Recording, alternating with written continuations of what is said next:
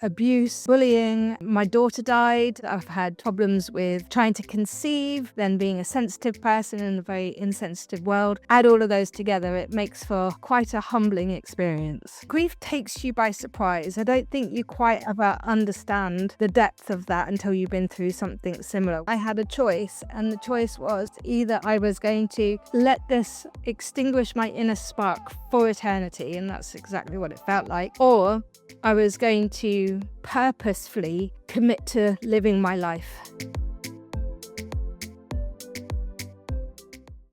Well, Dawn, thank you very much for joining me on Success Matters podcast. You contacted me through our platform called talks.co because you wanted to share your story, and it is quite a story that you have to share. So let's get straight into it.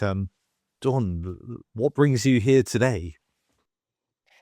I think one of the most important parts of any sort of emotional, mental, or spiritual evolution is the desire to help others also feel relieved, I suppose, or understood within their journey and their story. And if at any point my history, my story, my journey can help other people find similarity or resonance or hope, really, within their stories, then that's what I'm wanting to offer and talk about. That's perfect. That's exactly what Success Matters is all about. If one person takes one thing from this conversation, then that's, and changes their trajectory as a result, then it has a real ripple effect across everyone they know and across society as a whole.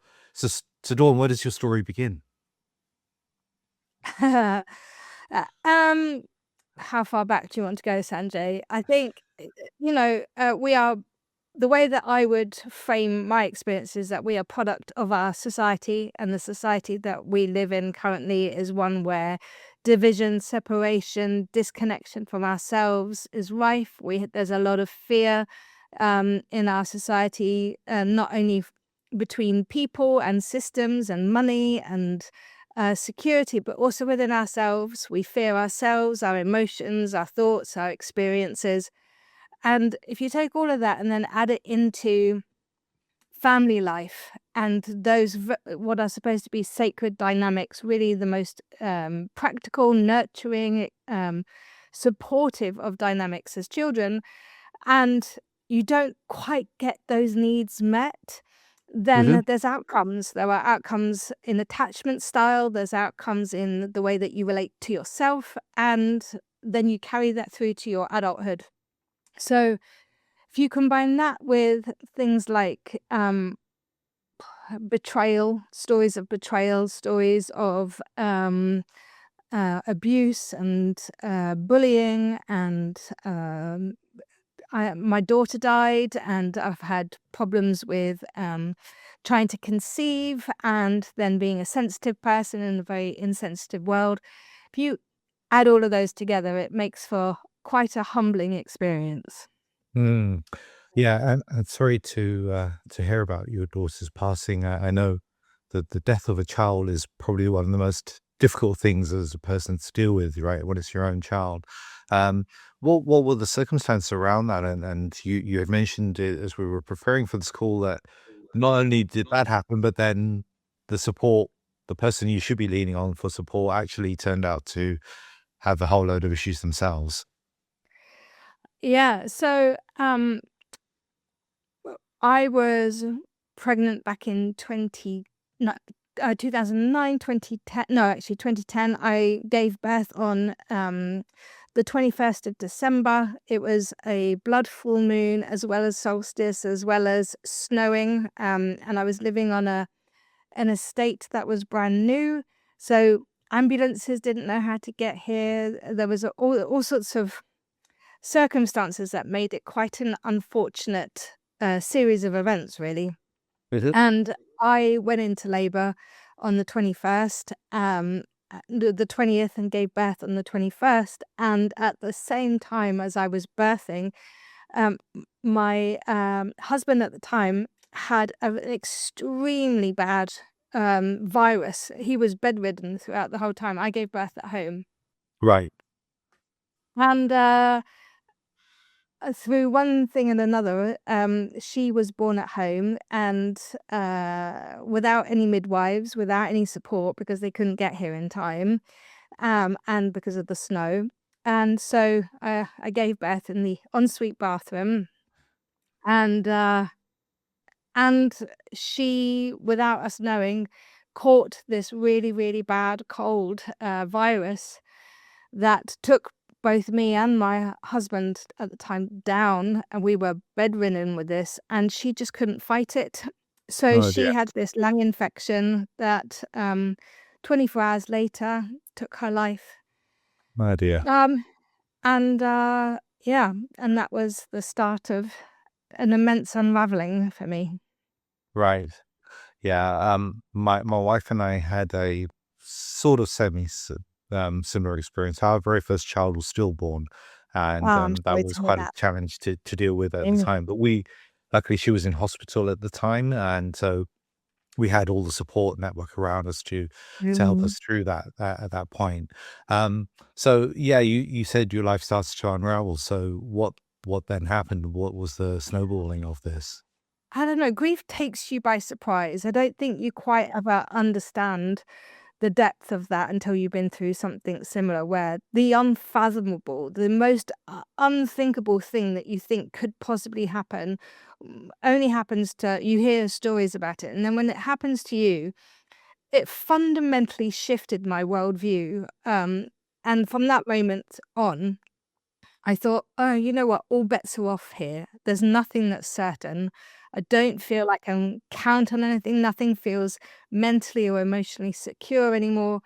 And what I started to notice was this big cavernous black hole inside of me that was calling to me to swallow me whole.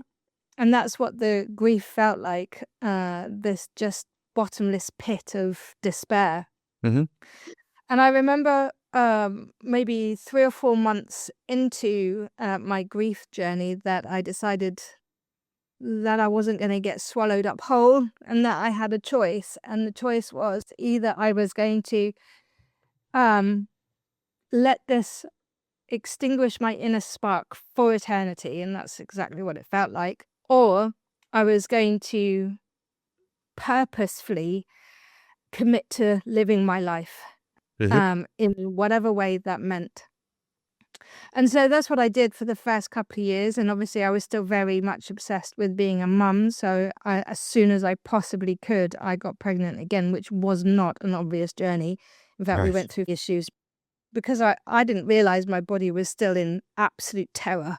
Hmm. So it's not the most conducive of experiences to get pregnant in. And then fast forward a few years later, I've got my lovely little baby boy. He is the absolute light of my life. And I know that the sense of responsibility of his emotional and mental and spiritual well being, I just couldn't avoid or ignore that sense of responsibility that my impact on him was massive. Like I knew that how I was as a person was going to impact him, and I didn't take that lightly.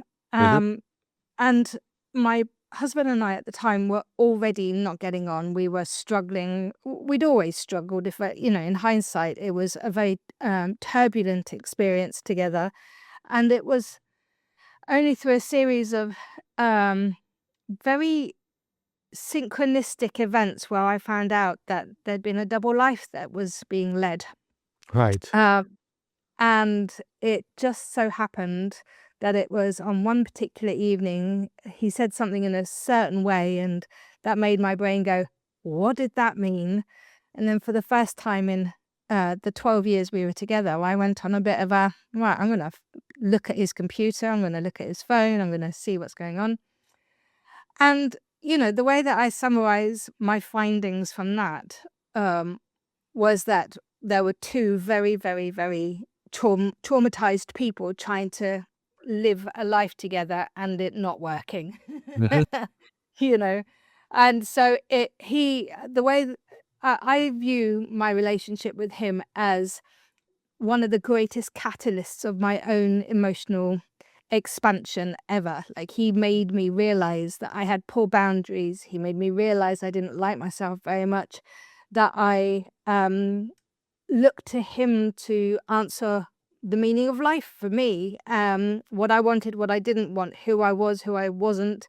He had very strong opinions about everything. And through from this moment on, I started to unravel what felt like and what was a very abusive relationship between us. Right. Um, and so, yeah, from that moment on, it was a whole different life experience was born from those moments. Wow. Was it a narcissism? Was it a narcissistic relationship? Yeah, you know what's really interesting? At one point, I would have described it as a domestic violence, as narcissism, as abuse. And now that I'm at the vantage point that I'm at now, I have a lot more, I have to say boundaried, but I have a lot more sympathy and understanding for what makes a person like that. Right. Was those things are also very, very true. I'm more reluctant to label somebody in those terms because I understand that they are a product of their experiences too. Um, and yes, so from one perspective, you could argue that 100% those are true.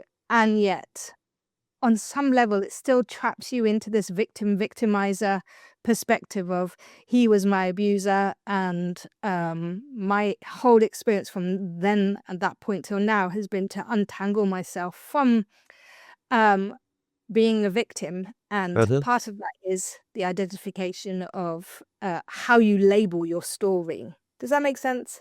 Makes perfect sense to me. And how have you changed those labels so that you're not carrying that victim label? Yeah.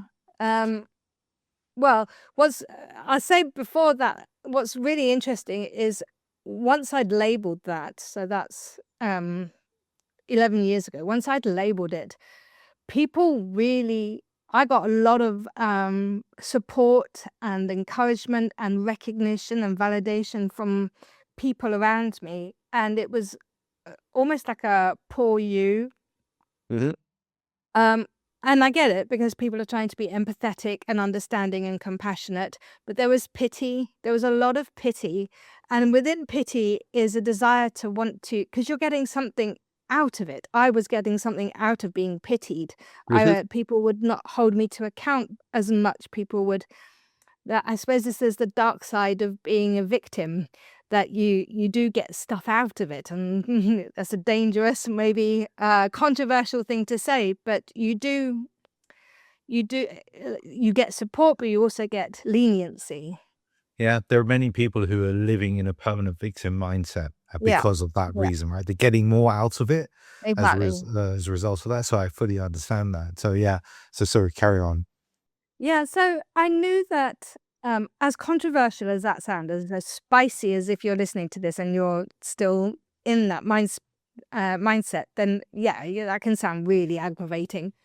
But what I'm trying to explain is that my mindset coming out of those experiences was 100% dedicated to never having that kind of experience again. Mhm. And I knew I was learning stuff about myself along that way. I knew that these were important moments of character development, but I also knew that I was 100% committed to never, ever having that kind of emotional relationship again.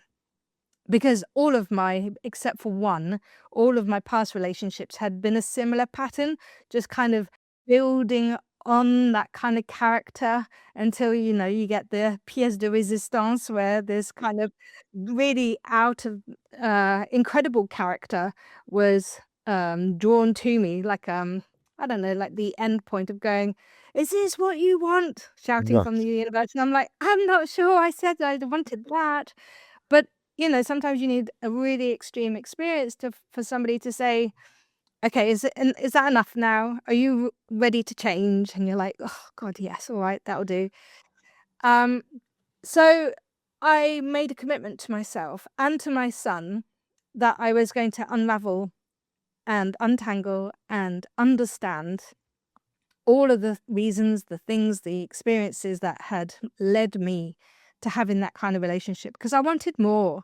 I wanted a better relationship. I wanted to no longer be the victim of his abuse towards me, because that sticks with you for a lifetime, right? Like, I'm still working through some of the trust issues that I have from then. Like, it hasn't completely disappeared, but Mm. I wanted it to be um, independent from as much of that effect as possible and learn about myself in the process.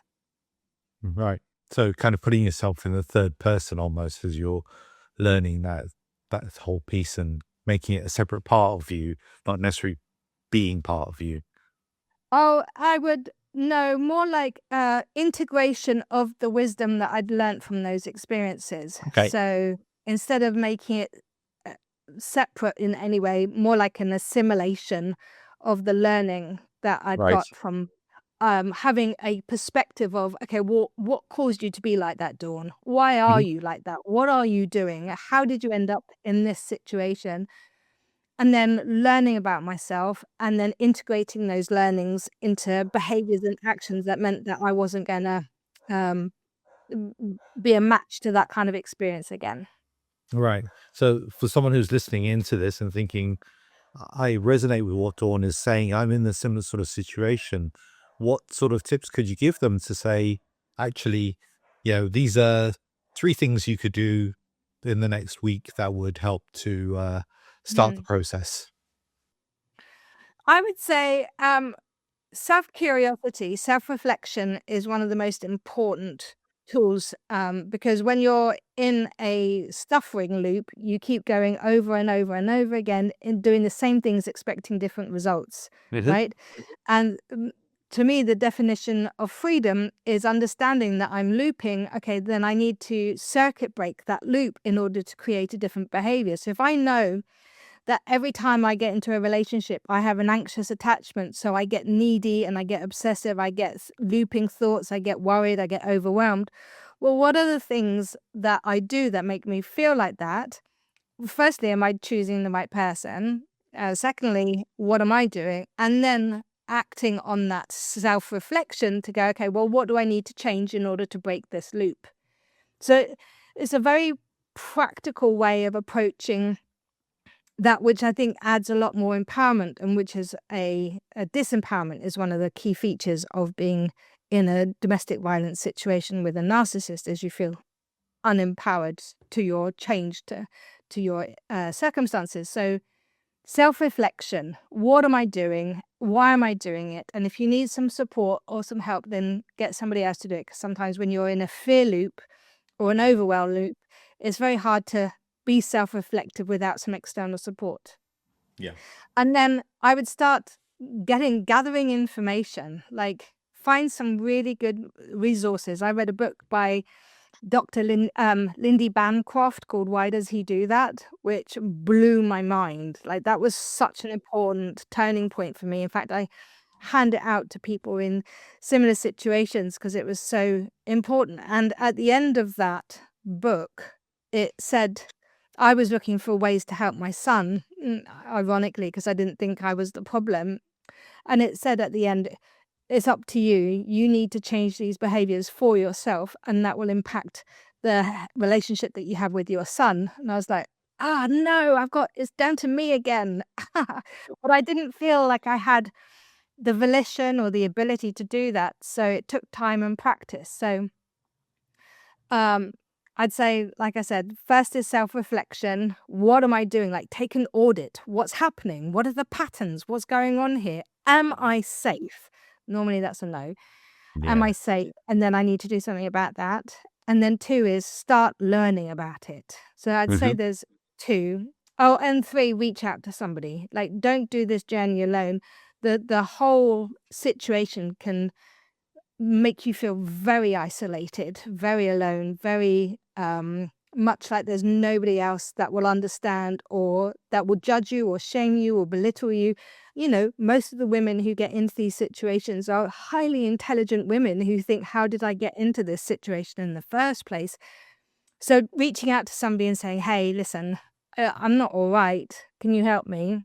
Is I'd say the third step. Right. Okay. Yeah. Three very powerful messages there, actually, I think, in terms of starting Mm. that process rolling.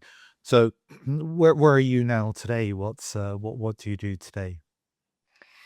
Um, so right now what I'm doing is I've developed a system that highlights how to move out of feeling disempowered to empowerment, right? Ultimately, that is the journey. It doesn't really matter what kind of suffering you've experienced or what kind of trauma you've experienced or anything like that.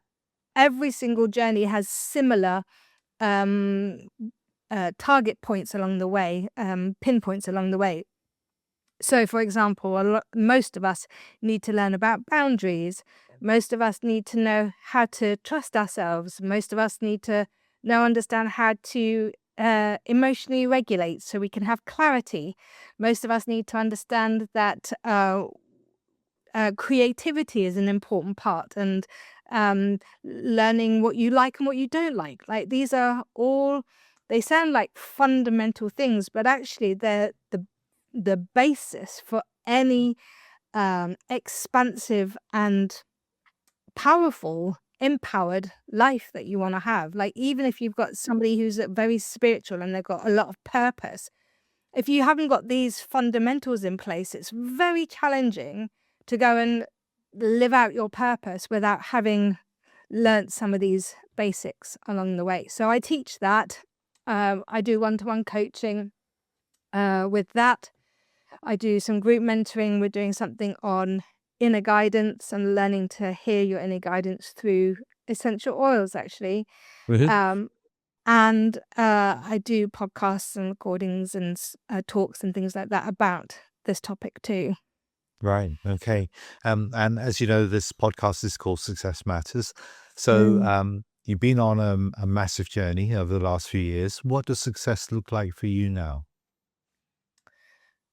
Success looks like sitting on the sofa at home with my partner and my son and feeling deeply, deeply happy and content, Mhm. and knowing all of the work that I've put in for myself and my family in order to have such an easeful, peaceful, and love-filled relationship with each one of those, including myself. Like, that's where it started. That's where it always comes back to, is how do I feel about myself and how am I doing for myself? So success for me is in that small moment where you might think, oh, you haven't got a big accolade, you haven't got this, you haven't got that, but actually, what else is there? What else is there than being surrounded by people who you absolutely adore, and they adore you, and it's just the best. Yeah. Especially when you've come from what felt like a war zone, to this. So Yeah. that's definitely where how I would describe success. That's a very powerful message because we get lost in today's society, really what you started with in the conversation, right? We're very divisive, very kind of like almost dog eat dog.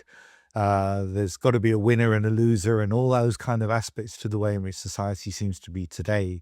But actually bringing it down to the fundamental of being with people who you love and love you dearly and loving yourself is really the key. So it's, yeah, a very powerful message. Thank you for sharing that. I have a tradition in my podcast that I ask a previous guest to ask a question for my next guest. Be interesting to hear your answer to this, given what you've already said. But his question was, what is the biggest mistake you've made in your life and how did you deal with it? Hmm. Biggest mistake. Um, I, I, none of it has been a mistake. Um, Okay. I would say that every single one of those points that of in my life have been um, uh, the best that I could do with what I had in that moment. Right. And if I didn't like the outcome, then I needed to shift the variables that went into making that decision in the first place. But I have a lot of compassion. Like, I can really beat myself up about all of the things that I've done, the people that I've been with and experienced life with. And there's so many things that maybe I'd have done differently, but I didn't. And Mm. so I have deep compassion for the older parts of me that did the best that she could with what she had at that moment. And what else is there? Mm. Yeah, this is such an important perspective actually, because someone once asked me, "Do you have, or what regrets do you have?" And it's like, well, actually, I don't have any regrets. Whatever happened, happened. And, you move on from that, you learn from that. And I suppose this question of the biggest mistake has got a similar kind of thing, right? That you can look at it and say, that was a mistake. Or you can say, well, it was the circumstance at the time. I did the best I could and I'm moving on from that, which is the attitude you're taking towards these things.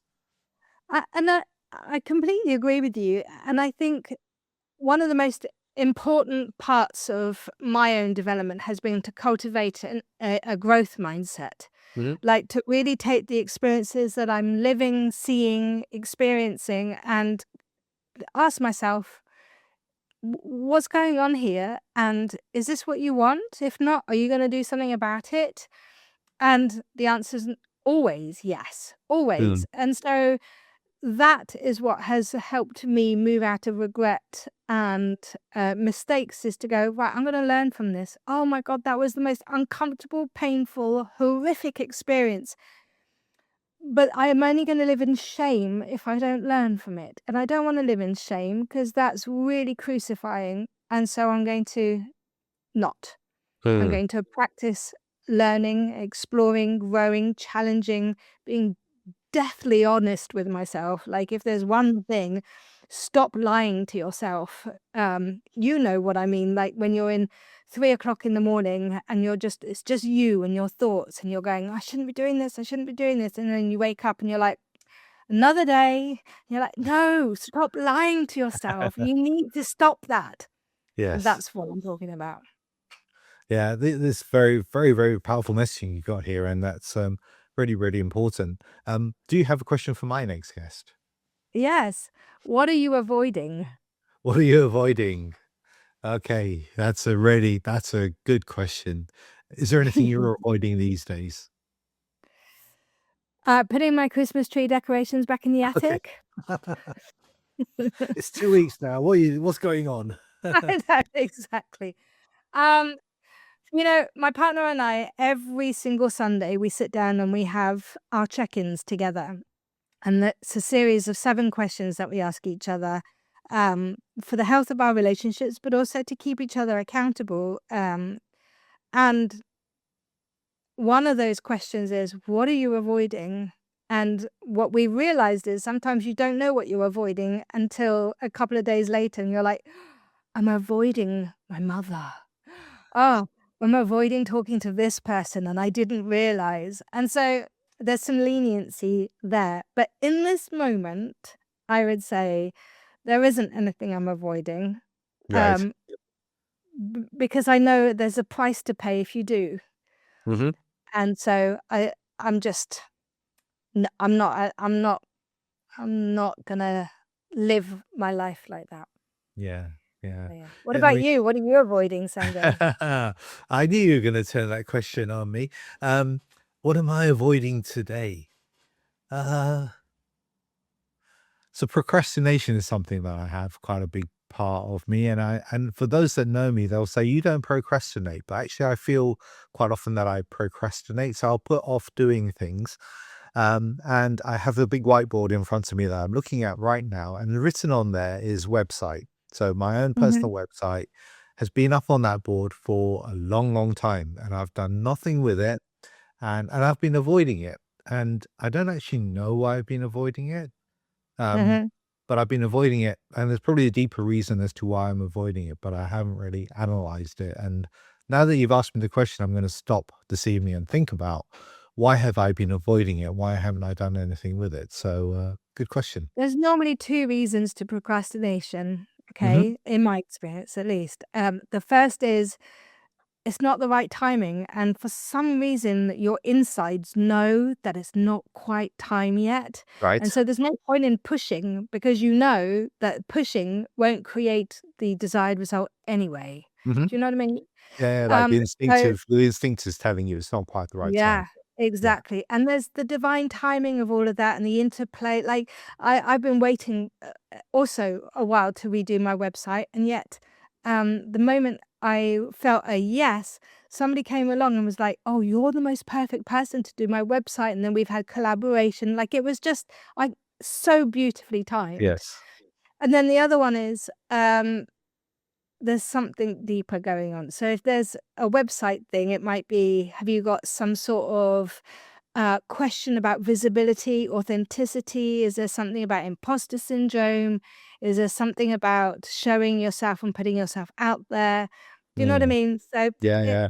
one of those two. There's normally some sort of internal shadow that wants to have a little chat with you, I'd say. The internal shadow, I like that term. That's a great term. And to an extent, I think it is an internal shadow actually. When you said for those out there, so I need to look at that and have that conversation with the internal shadow to say what exactly is it that is at Yeah. play here. So we're at the top of our time now, Dawn. It's been a very fascinating conversation, and thank you very much for being so open about your journey and your story. If people want to get in touch with you to find out more about the work that you do, if they're maybe feeling that they could do with that kind of connectivity to themselves, what's the best way for them to get in touch with you and to contact you? You can find me on Substack at Dawn Lucht and the Heartful Academy. If you just type in the heartfulacademy.com, you'll go to my website. It's got my Substack, it's got Instagram, and it's got all my services on there as well. So that's probably the easiest place to find me. But I do weekly um, uh, what's it, posts on Substack talking about this process and what we're doing, how we're doing it, and podcasts and things like that. So that would be the Okay, best way. cool. Okay, so we'll put people in touch with you through that, be as part of the show notes. So thank you once again for taking part in Success Matters. It's been a very, very fascinating conversation. I really love some of the insights that you've shared. Thank you so much, Sanjay. Thank you for having me. To find your success, contact me at info@successmatterscoaching.com. That's info@successmatterscoaching.com.